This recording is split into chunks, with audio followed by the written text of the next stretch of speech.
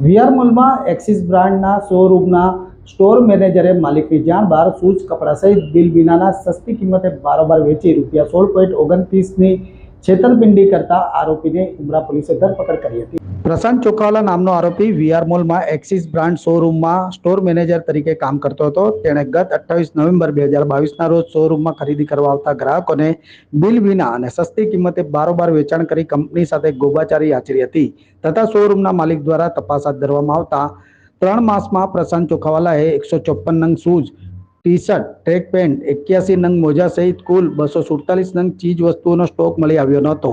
જે મામલે તપાસ કરતા પ્રશાંતે કુલ ₹12.22 લાખનો મુદ્દામાલ કંપનીમાં જમા નહીં કરાવીને ઠગાઈ કરી હતી। જોકે પ્રશાંતે શોરૂમના માલિકને નાણાં પરત કરી દેશે એવી વાત કરી હતી, પરંતુ નાણાં કે મુદ્દામાલ પરત નહીં કરતા અંતે પોલીસ ફરિયાદ નોંધાઈ હતી। આ ફરિયાદના આધારે ઉમરા પોલીસે પ્રશાંત ચોખાવાલાની ધરપકડ કરી આગળની વધુ તપાસ હાથ ધરી હતી।